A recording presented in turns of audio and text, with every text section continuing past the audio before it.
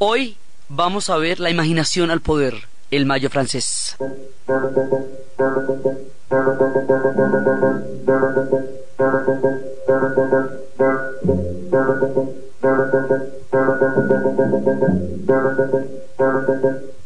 Et maintenant,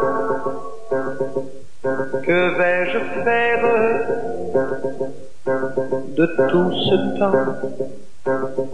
Que sera ma vie? La vez pasada estábamos viendo cómo Francia, después de todos los problemas que había tenido con la guerra, con la colaboración, con la división interna, con la cuestión argelina, con la posguerra, con todo lo que significó recuperarse de su participación en la Segunda Guerra Mundial, volvía a encontrar la nota de la elegancia, la nota del glamour, la nota de la música popular, la nueva ola del cinema que planteaba una forma completamente diferente de narrar en el cine para poder competir con la industria de Hollywood que se hacía poderosa, era a base de la cadena de montaje de películas, mientras que estos crean un cine de autor. Habíamos visto todo eso y habíamos visto cómo una nueva cultura empezaba a florecer en Francia. Aquí van a pasar cosas que van a cambiar la densidad histórica. Hay años en la vida y en la historia que transforman las eras del pensamiento y de la cultura. 1968 es el año que transformó la segunda mitad del siglo XX, solamente comparable con 1989, que fue cuando se dio toda la caída del muro de Berlín y de la cortina de hierro. Va pasando desde el comienzo. 1968 empieza en febrero con la ofensiva del Tet. La ofensiva del Tet en Vietnam es el comienzo de la derrota de los Estados Unidos en la guerra del Vietnam. Y la guerra del Vietnam había logrado tal nivel de polarización. El mundo veía una guerra de David contra Goliat, porque era el pequeño Vietnam contra toda la fuerza del ejército norteamericano, y eso desprestigió a los Estados Unidos frente a su propio pueblo y frente al mundo entero, y lo llevó a una profunda división que fue el movimiento antiguerra, que eventualmente va a ser un factor político decisivo para la derrota en Vietnam, sobre todo a nivel político. Eso empieza con la ofensiva del Tet, que es la que hace que necesiten 250.000 efectivos más para mantenerse en combate. Después va a venir la época de mayo. En mayo van a asesinar a Martin Luther King, y el asesinato de Martin Luther King va a producir una insurrección de la raza negra en los Estados Unidos, porque mataron al pacifista, al hombre que estaba buscando el acta de los derechos civiles y la igualdad, y esto generó una conmoción. Y de la lucha de Martin Luther King y de la no violencia y de las sentadas y de los boicots pacíficos es que van a surgir los medios para ya hacer valer las ideas.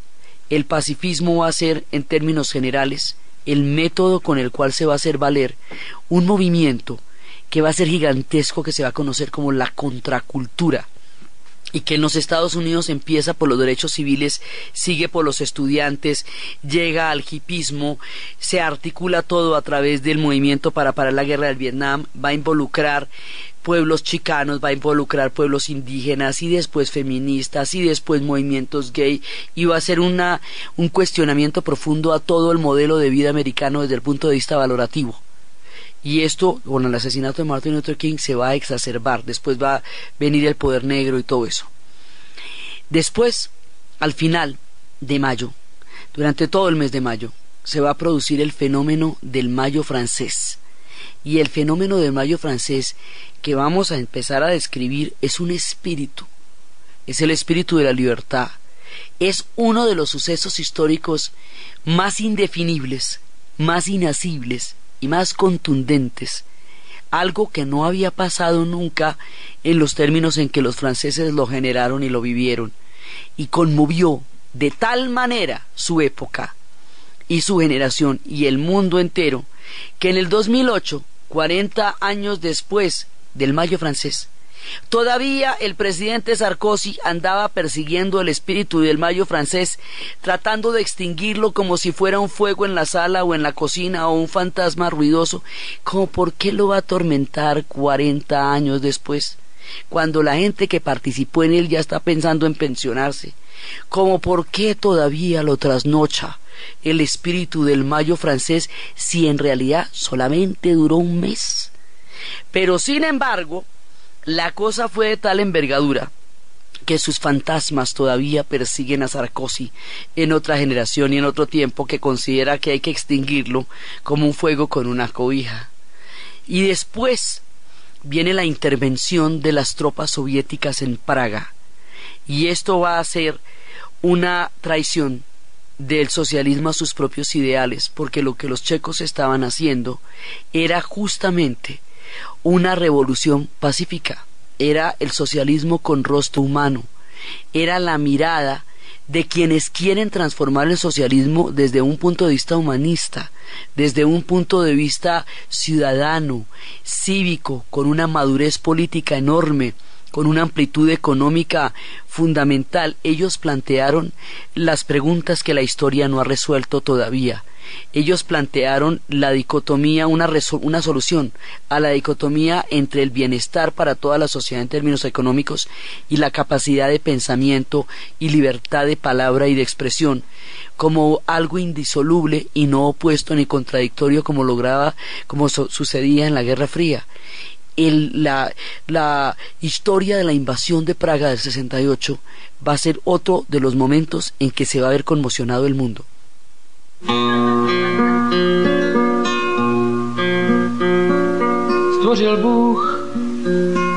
Stvořil Bůh ratolest, bych mohl věnce vázat. Děkuji za bolest, jež učí mne se tázat. Děkuji za nezdar. Después, en este mismo 68 van a asesinar a Bobby Kennedy. Bobby Kennedy, el hermano del ya asesinado John F. Kennedy, es el que ha prometido, cuando llegue a la presidencia de los Estados Unidos, terminar la guerra del Vietnam. Es el hombre en el que la juventud confía. Es un hombre ético, con ideales. Es un símbolo de una capacidad de integridad en la política. Cuando Bobby Kennedy es asesinado, en ese momento, la juventud pierde la fe en que el sistema sea capaz de reformarse desde adentro por sus propios valores y por sus propios ideales, y considera que solo a través de un movimiento antiguerra muy grande van a poder sacar las tropas de Vietnam, porque el gobierno no está dispuesto a hacerlo, y tan no está dispuesto a hacerlo que prefiere asesinar a sus reformadores, porque el asesinato de John F. Kennedy, el de Martin Luther King y el de Bobby Kennedy implica que no hay un clima de una conciliación ni una búsqueda de una consecuencia con la teoría política de los Estados Unidos de que todos los hombres nacen y son iguales ante la ley. Eso es lo que demuestra el asesinato de Martin Luther King, que el sistema es capaz de reformarse por sí mismo. Eso es lo que demuestra el asesinato de Bobby Kennedy, que no se puede hacer eso en ese momento por la misma coyuntura del sistema. Y el asesinato de John F. Kennedy rompía las esperanzas de una generación que estaba empezando a creer en sus líderes. El asesinato de Bobby Kennedy va a ser el último eslabón de fe en el sistema. De ahí para adelante no van a confiar en el sistema. Y por último, un hecho desgarrador: el 2 de octubre, el asesinato de los estudiantes en México, en la plaza de Tlatelolco, en la plaza de las Tres Culturas, cuando se había hecho más de un mes y medio de manifestaciones por la democratización de la universidad. La habían hecho la UNAM y la habían hecho los estudiantes del Politécnico, y fueron asesinados en plena plaza en un número que se calcula mayor de 3.000 y que sigue siendo una herida abierta en México, y donde se rompió la legitimidad que hasta entonces se había mantenido incólume del PRI desde el tiempo de la Revolución. Todo esto pasa en el 68. En el 68 el mundo entero está conmocionado con movimientos estudiantiles. En el 68 va a surgir una cosa que llama la Nueva Izquierda. Y la Nueva Izquierda, que surge en todas partes, en París y en Francia, va a ser particularmente radical y va a tener cantidades de argumentos, porque ellos acaban de salir de la crisis argelina. De la crisis argelina es que sale la nueva izquierda por la actitud del Partido Comunista frente al tema de la descolonización de Argelia. Como el Partido Comunista no fue claro, contundente y no se opuso, porque no lideraba el movimiento que llevó a las redes Janssen y a toda la confrontación del sistema, entonces perdió toda credibilidad como un movimiento capaz de entender los cambios de la historia. ¿Qué significa la nueva izquierda? La nueva izquierda critica el envejecimiento de las revoluciones. Considera que la revolución soviética se envejeció y que se convirtió en algo tan anquilosado, burocrático y autoritario como el mismo régimen que propugnó por cambiar con su propio surgimiento.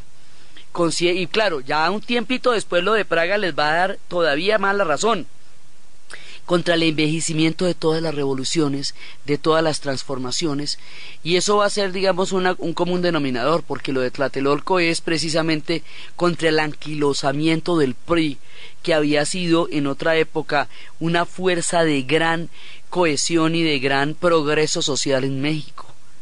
Y los estudiantes estaban en todas partes. Ahora, la era de Gaulle se va a ver seriamente afectada por esto, porque el de Gaulle que le toca a los estudiantes no es el de Gaulle que salvó a Francia del fascismo, que fue el que le tocó a sus padres. No es el de Gaulle que sorteó la crisis argelina con una maestría y una astucia política inigualables y le salvó el pellejo a Francia y a todo el mundo. No, estos pelados llevan 10 años bajo la era de Gaulle. De Gaulle se ha vuelto presidencialista. De Gaulle ya se ha vuelto una institución, también se está anquilosando y se parece peligrosamente a la tendencia que tienen en Francia los gobernantes de querer volverse emperadores. El fantasma del bonapartismo se asoma para los estudiantes en los ojos de Charles de Gaulle. Entonces, ese no es el de Gaulle de sus papás. Ese es un de Gaulle que se envejece ya como un esquema de poder que reproduce una vez más las estructuras de poder y que envejece y que ya debería llamarse a los cambios. Por eso el Mayo francés eventualmente, aunque no de manera inmediata, pero eventualmente va a marcar el fin de la era de Gaulle, porque estos pelados tienen otro de Gaulle en la cabeza que no es el de su papá. Esta nueva izquierda tiene otros íconos. Esta nueva izquierda mira hacia otras partes. Esta nueva izquierda mira la figura del Che Guevara, que en ese momento acababa de morir en Bolivia. Mira a Ho Chi Minh, que fue el que sacó a los franceses de Vietnam. Esta nueva izquierda tiene otros íconos. Considera la descolonización como un derecho y el mundo de los pueblos de los alrededores como una cultura a la que hay que ver. Esta nueva generación considera, como diría Daniel Cohn-Bendit, que el tercer mundo comienza en la banlieue, que son todos los complejos habitacionales que quedan en sus alrededores de París, donde viven los emigrantes. Entonces decía, no, es que no se trata de ir hasta Argelia o de ir hasta Marruecos, es que eso está aquí al lado. El tercer mundo comienza en la banlieue. Esta nueva izquierda supera los arquetipos que hasta entonces habían sido sagrados, considera otros íconos, piensa de otra manera la sociedad y tiene otros planteamientos, y ya no son estos los tiempos de Nathalie. La place rouge était vide. Devant moi marchait Nathalie. Il avait un joli nom, mon guide, Nathalie. La place rouge était blanche. La neige faisait un tapis. Et je suivais par ce froid dimanche Nathalie. La revolución soviética, que había polarizado las pasiones de todo el siglo XX, este mito de la Unión Soviética que había sido, digamos, la directriz, el referente de todo lo que habría de suceder en la mitad del siglo XX, ya no lo es en la nueva izquierda, porque precisamente a partir de la crisis argelina va a caer en muy profundo cuestionamiento, y luego ya después, con la invasión a Praga, pues mucho menos. Ahora hay un viento que sopla de un lugar que el mundo en ese momento ve con mucha esperanza, la China, la revolución cultural. La revolución cultural era una revolución agrícola, tercermundista, campesina. Las revoluciones tienen los hechos y los ecos. La revolución cultural en ese momento se veía, como el problema era el envejecimiento de las revoluciones, como una renovación, como una capacidad de una revolución de transformarse a sí misma y de renovarse con la historia.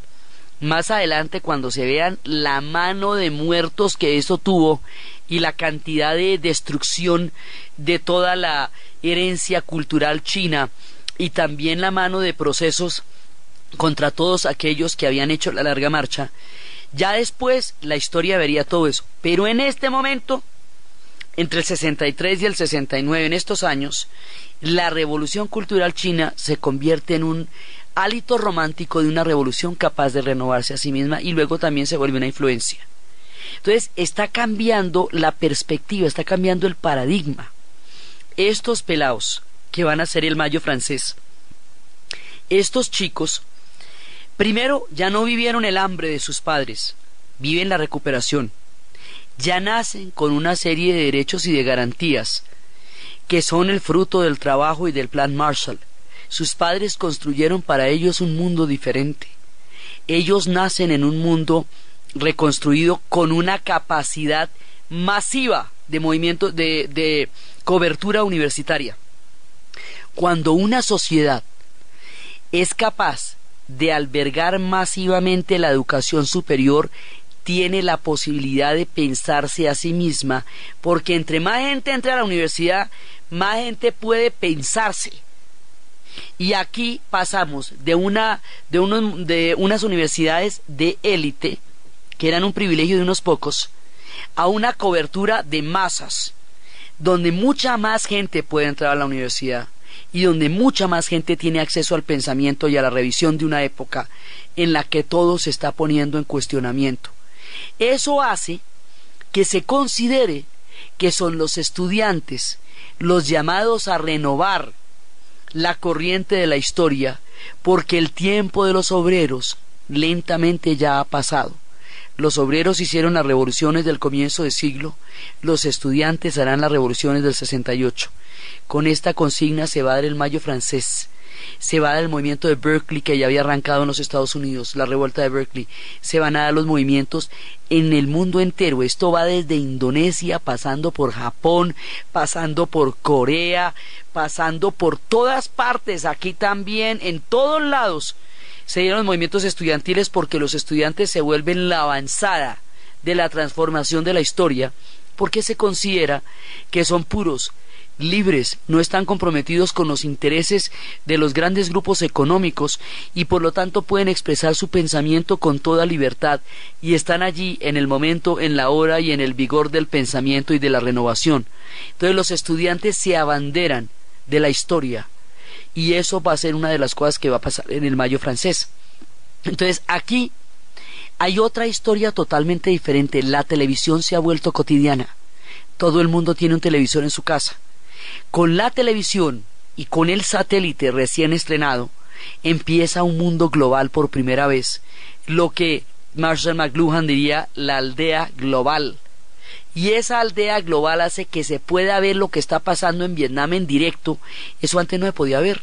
Si ustedes se acuerdan, los documentales de la Segunda Guerra Mundial los pasaban en los teatros y con meses de diferencia. Esto es el tiempo real.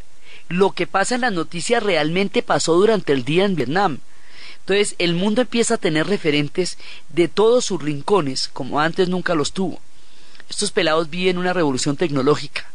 Estos pelados viven otra historia completamente diferente y, sobre todo, leen y escuchan a Herbert Marcuse. Marcuse es un filósofo alemán que surge del movimiento de la teoría crítica de la sociedad y que va a ser un profundo analista, un profundo analista de la patología de las sociedades industriales. Va a escribir un libro que se llama La Sociedad Industrial Avanzada, en donde cuenta que el hombre, en la medida en que tiene el recurso de la máquina, puede culparla a ella de los genocidios y no a su propia voluntad y a su propia mano, y por eso las agresividades en las sociedades industriales son a escala, como una cadena de montaje, porque siempre existe la máquina como un recurso inconsciente. Este hombre habló de la unidimensionalidad como una existencia alrededor de una sola manera de vivir, el consumo. Este hombre habló que si a uno le controlan el miedo a la sexualidad y el miedo a la muerte, le controlan la psiquis, y que todos los poderes han tratado de controlar una de las dos cosas o las dos. Y todo el terror de la Guerra Fría era también un aparato para controlar a la gente el miedo a la muerte, y toda la cantidad de tabús sexuales que habían estado presentándose en Occidente hasta entonces era una manera de controlarle a la gente en la expresión de su libido y su libertad de sensualidad. Las tesis de Marcuse, las transformaciones tecnológicas, la era de la televisión, del satélite, las teorías de McLuhan, el mundo para la juventud que se está gestando. Ya desde el rock and roll aparece un nuevo fenómeno, un mundo para la juventud. Ese mundo para la juventud indica que entre los 14 y los 25 años, que es cuando se forman los seres humanos, existe una vida específica. Ya no es una infancia eterna de Walt Disney, ni es una repetición del modelo de sus padres, sin que en la mitad hubiera ningún tipo de reflexión acerca de qué se trataba su propia vida.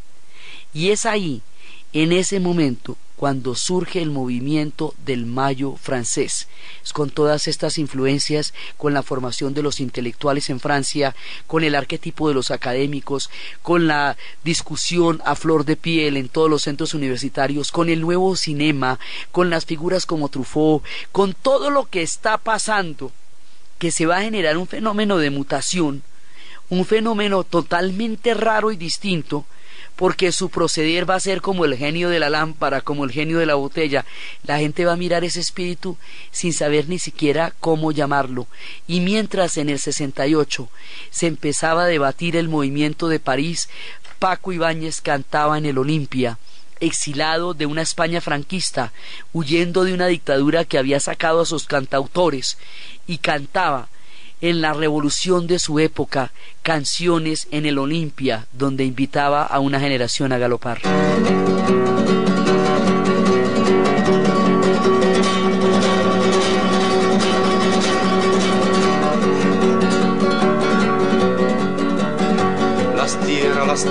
Las tierras de España, las grandes, la sola desierta llanura. Galopa caballo cuatralgo, jinete del pueblo, que la tierra es tuya. A galopar, a galopar. Esto va a ser una canción que agita muchísimo a la gente que está saliendo a las calles. Y con toda esta cantidad de movilizaciones la gente empieza a pensar por cuenta propia. La gente empieza a querer crear su propio mundo. El fantasma de la libertad empieza a alojarse en la historia, en las calles de París, y todo el mundo empieza a pensar por cuenta propia y a tener su propia fe. Y también Paco Ibáñez cantaba de Jacques Brassens que a la gente no le gusta que uno tenga su propia fe. En mi pueblo sin pretensión tengo mala reputación, haga lo que haga es igual, todos lo consideran mal. Yo no pienso pues hacer ningún daño, queriendo vivir fuera del rebaño. No, a la gente no gusta que uno tenga su propia fe, no, a la gente no gusta que uno tenga su propia fe. Todos me miran mal, salvo los ciegos, es natural. En esta época todo el mundo va a tener su propia fe, porque se va a cuestionar todo, absolutamente todas las estructuras como estaban planteadas. La sociedad europea se ha hecho mucho más compleja, surgen los movimientos extraparlamentarios, porque el Parlamento ya no contiene la cantidad de cambios que ha surgido en la sociedad. En Holanda surgen los probos y los kabouters, creando un probotariado y un no líder. Surgen los movimientos antiautoritarios, las marchas contra la nuclearización de la OTAN, desarrollaron el símbolo de la paz en Aldermaston, Inglaterra, con el Comité de Desarme Antinuclear.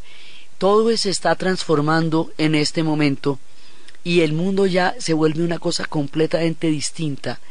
Y uno de los episodios en donde esto se va a concretar de manera más espectacular, que va a tener el sabor de la utopía. Ese movimiento hasta ahora es la última utopía que hemos tenido, en la medida en que es la última vez que el mundo ha soñado tener en sus manos todo lo que alguna vez quiso que fuera la sociedad. Normalmente hay una brecha muy grande entre el mundo en el que vivimos y el mundo en el que quisiéramos vivir. Y la gente acepta eso por principio de realidad, ¿cierto? Pero si hay un día, un minuto, un instante en el que se puede vivir en el mundo que se ha soñado, eso transforma las eras. Eso es el sabor de la utopía. El Mayo francés fue una utopía. Entonces, esto, en este contexto, con su propia fe, con su nueva mirada del mundo, ¿cómo llega a concretarse históricamente? O sea, ¿qué fue lo que pasó? Porque es tanto lo que eso dio para análisis que hay que mirar qué pasó. Pasó que en la Universidad de Antoine hicieron una vez un puesto de vigilancia para que los muchachos no se pasaran al dormitorio de las muchachas. Entonces pusieron una torre de vigilancia. Entonces los chicos fueron y tumbaron la torre de vigilancia y dijeron: nosotros no necesitamos que nos vigilen, porque ¿cómo le parece que si existe algún derecho en alguna parte en el que nosotros tengamos absolutamente el mandato es en nuestro propio cuerpo? Si yo no mando en mi cuerpo, ¿dónde mando yo?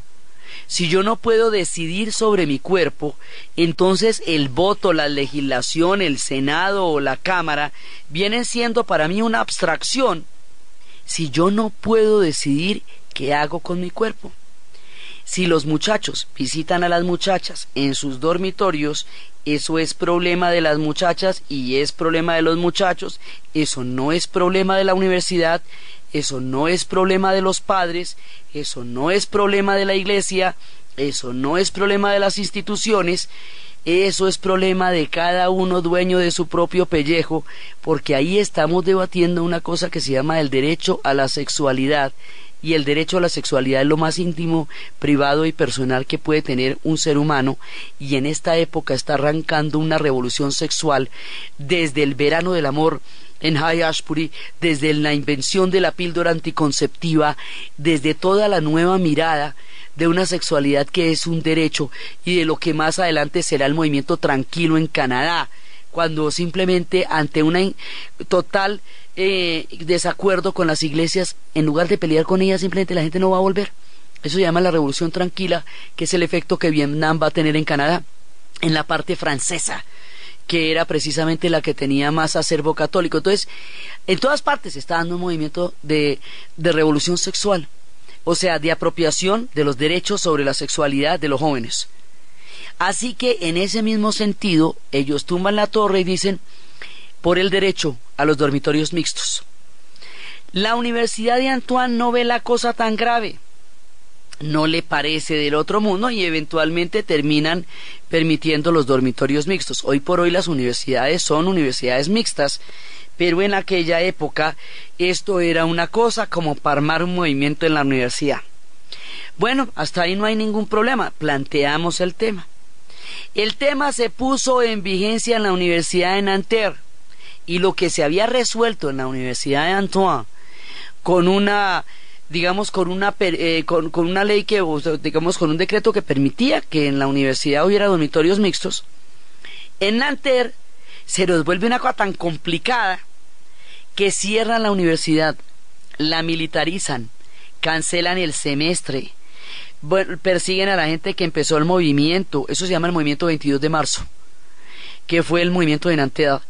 Y bueno, y entonces, ¿esto qué quiere decir? O sea, como ¿por qué tanto problemonón? Y allí, en la Universidad de Nanterre, estudiaba un muchacho franco-alemán judío que se llamaba Daniel Cohn-Bendit, que sería conocido como Daniel el Rojo. Entonces Daniel, que fue el que encabezó el derecho a los dormitorios mixtos en Nanterre, cuando ve semejante cosa, dice: no, pero Ave María, esto no, muy terrible.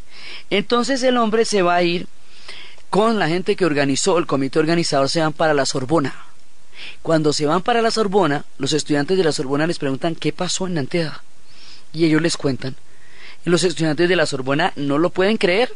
Entonces empiezan inmediatamente a solidarizarse con la Universidad de Nanterre y a llenar de consignas la universidad, consignas que decían: prohibido prohibir, Queremos las estructuras al servicio del hombre y no el hombre al servicio de las estructuras. Denuncian la esclavitud industrial. Y además en una época en que Francia quiere volverse una potencia nuclear y está haciendo pruebas atómicas, y la nuclearización de la OTAN estaba haciendo hervir a la gente, muchas cosas por las cuales protestaban. La revolución hay que hacerla en los hombres antes que se cristalicen las cosas. La acción no debe ser una reacción sino una creación. Si tienes el corazón a la izquierda, no tengas la cartera a la derecha. Lo difícil puede hacerse inmediatamente, lo imposible necesita un poco más de tiempo. La novedad es revolucionaria, la verdad también. Sed realistas, pedid lo imposible. Tomemos en serio la revolución, pero no a nosotros mismos. En nuestra izquierda es prehistórica, que eso era contra la izquierda, contra el antiguo Partido Comunista. Exagerar, excelente arma. Hay que explorar sistemáticamente el azar. Profesores, nos estáis haciendo viejos. La cultura es la inversión de la vida. Y se van llenando las paredes de grafitis. Y la universidad entra en paro, la Sorbona entra en paro para apoyar a Nanterre. Y luego la gente del barrio latino se va solidarizando con la huelga de la Sorbona cuando la policía entra a impedir, digamos, a sacar a los estudiantes de la universidad. Entonces la gente del barrio latino y de Saint-Germain-des-Prés y todo eso entran a defenderlos. Y después de que entran a defenderlos, entonces empiezan a hacer barricadas y empiezan a hacer peleas con adoquines, van destapando, quitando los adoquines de los andenes y empiezan a enfrentarse con la policía. Y esto se va complicando y se va complicando, y hasta ahí es un movimiento estudiantil. Digamos, eso no al final no va a cambiar ni va a alterar la producción. Pero después se van a solidarizar los obreros, y los obreros de la Renault van a parar para apoyar a los estudiantes.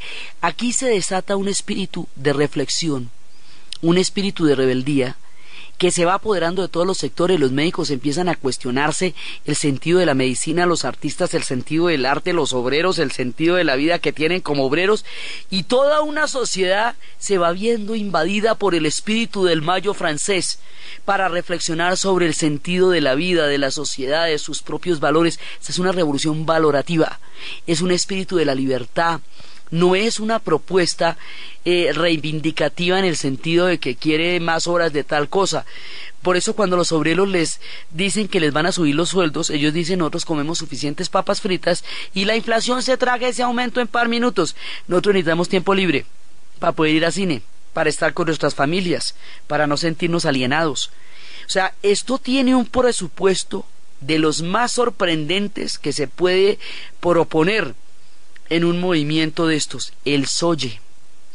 Por eso lo que ellos proponen es la imaginación al poder. ¿Qué es la imaginación al poder? Es replantearse la vida, es atreverse a soñar, es tomarse el cielo por asalto, es pensar que todos los sueños se pueden realizar. Eso era lo que los jóvenes en las calles de París estaban propugnando por creer y por soñar. ¿Quién puede manejar una cosa de estas si no se puede entender qué naturaleza tiene? Algo así no había pasado antes. No sabían dónde poner este movimiento del Mayo francés. ¿Quién puede imaginar el sabor de la utopía sino cuando ya está en las calles, sino cuando ya está en los corazones, sino cuando ya está en los rostros de la gente? Las utopías son invisibles hasta que estallan, hasta que se hacen presentes. Las utopías abren eras geológicas. La palabra significa no lugar, o sea, en el lugar donde las cosas que uno no se imagina son posibles. El Mayo francés en las calles de París se convierte en una utopía, y la gente está planteándose una nueva manera de vivir, y todo puede cuestionarse y puede cambiarse, y la sensación infinita de que se está construyendo los sueños y la realidad en el momento, en el aquí, en el ahora, en el mundo para la juventud, en las barricadas, en las calles, en todas partes, da una sensación de euforia, de heroísmo, de maravilla, que es exactamente lo que hace que la utopía fortalezca tanto a las personas. Pero nadie sabía cómo manejar esto. Los comunistas los tildaban de aventureros políticos. Sartre les preguntaba, bueno, ¿ustedes para dónde van? ¿Qué es lo que quieren hacer? Daniel Cohn-Bendit estaba llevando por las calles la imaginación al poder y él mismo no sabía para dónde iba, porque como dicen, usted es muy fácil sacar la crema dental de un tubo, pero vuélvala a meter. El movimiento se les volvió tan grande, tan loco, tan fantástico, tan genial, que ya nadie sabía qué hacer con eso. O sea, ya se habían tomado las calles de París, habían puesto en jaque al régimen, había parado la producción, cada uno de los sectores estaba reivindicando el derecho a crear de nuevo toda su propia carreta. O sea, un pensamiento a nivel global. Esto en su homólogo en los Estados Unidos, en la época del hipismo y posteriormente en el Festival de Woodstock un año después, se le llamó la Revolución Copernicana, porque sin tocar directamente las estructuras económicas de la sociedad, sí transforma el eje sobre el cual está montado la Tierra, como lo hizo la Revolución de Copérnico, que cambió la visión del mundo que se tenía en ese momento. Se le llama también la era de Acuario, porque se decía que era el fin de la era de las guerras de Piscis y era el comienzo de una era de crecimiento espiritual, que era la revolución de Acuario también. Esto es un cambio cósmico lo que está pasando aquí. Es una cosa completamente diferente a cualquiera que se haya visto antes y se hace sobre las sociedades industriales, o sea, gente que ya tiene las necesidades básicas resueltas. Aquí ya todo el mundo come, tiene derecho a una educación superior, tiene televisión en su casa. Aquí hay un nivel de reflexión más profundo y más alto que la propia supervivencia, porque la supervivencia sí la lograron garantizar los estados benefactores que se montaron después de la guerra y que se financiaron con el Plan Marshall. Los hijos de los estados benefactores empiezan a cuestionar el sistema de valores que los rige, que si esa es una sociedad libertaria, ¿por qué es tan opresiva? Que es la democracia como un discurso, pero no como una realidad, porque se estaba montando un régimen presidencialista, se estaban haciendo pruebas nucleares, se estaban comportando como una potencia, y eso no era lo que ellos iban a decir con sus discursos de la libertad.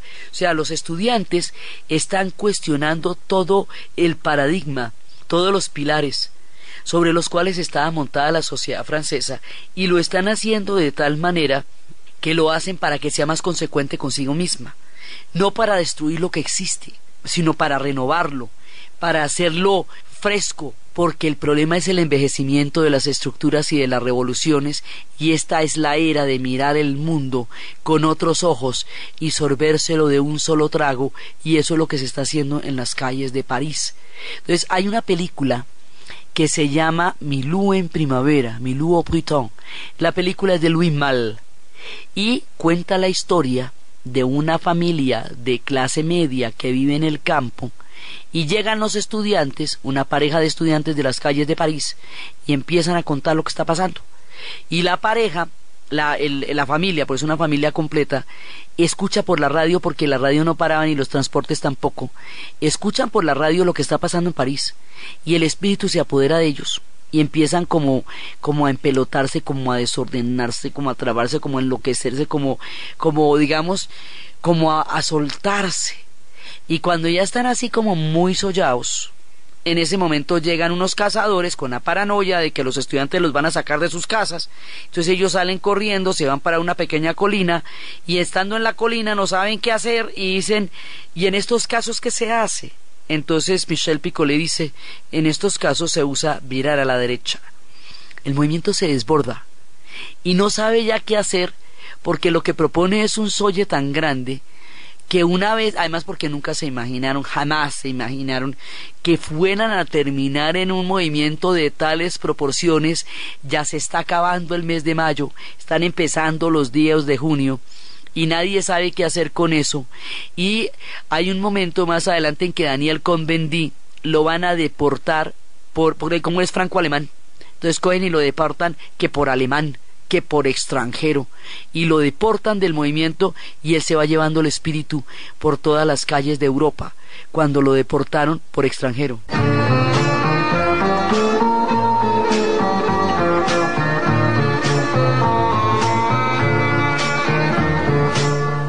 pues con mi facha de extranjero, judío errante y pastor griego, con mis cabellos al azar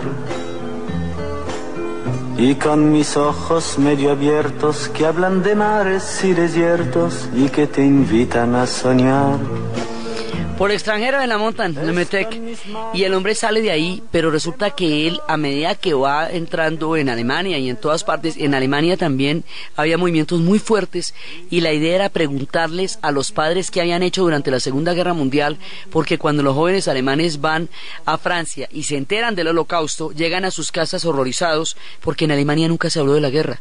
Y empiezan a confrontar a sus padres y a preguntarles exactamente qué estaban haciendo durante la Segunda Guerra Mundial y cuál es su responsabilidad personal en todo lo que pasó. Y ese es el 68 alemán. O sea, en todas partes el 68 está transformando y está cuestionando las estructuras. Y esta gente está en las calles y todavía, y bueno, ya lograron armar todo eso. ¿Y ahora cómo lo van a hacer? ¿Usted cómo va a volver a meter la crema dental en el tubo? ¿Qué va a hacer con la imaginación en el poder? Muchos años después, cuando le preguntaran a Daniel Cohn-Bendit qué opinaba del Mayo francés, él contestaría: fue la primera vez que tuve la oportunidad de hacer el amor con la historia. Era su forma de decir que lo que había hecho había desbordado los límites de la imaginación. Ellos sí llevaron la imaginación al poder. Si la consigna era esa, ellos eso sí lo lograron. ¿Qué significa eso en términos sociales? ¿Cómo podemos manejarnos con una cosa así? Pues eso es parte de todas las contradicciones que el movimiento del Mayo francés va a desatar. Porque De Gaulle, que llevaba en el poder tanto tiempo, que se había ya consolidado como el papacito de Francia, que ya tenía eso, mejor dicho, comiendo de su mano, todo organizado, se le armó un problema de solle, y el hombre, a ver, ¿qué va a hacer con eso? No hay nada que De Gaulle haya enfrentado en toda su vida que se parezca a la naturaleza utópica del Mayo francés. De Gaulle de todas maneras es un zorro, no nos confiemos, y va a tener unas salidas absolutamente impredecibles, y va a lograr sortear esa crisis, pero no va a lograr sobrevivir a ella en el largo plazo. La forma como esto va a terminar, ¿qué va a pasar con los estudiantes en las calles de París? Con el sabor de la utopía, con los sueños, con la imaginación, con todo lo que está pasando, lo que vamos a ver en el siguiente programa. Entonces, desde los espacios de la transformación de la historia, de la utopía, de los sueños, de la imaginación al poder, de los muchachos en las calles de París, de las consignas en las paredes de la Sorbona, de los dormitorios mixtos, de la búsqueda de los sueños y de la realización de aquello que siempre imaginan, que el mundo puede ser mejor, y que es de lo que está constituida la fuerza de las utopías. En la narración, Diana Uribe; en la producción, Jessy Rodríguez. Y para ustedes, feliz fin de semana. Se echó al monte la utopía, perseguida por lebreles que se criaron en su rodilla.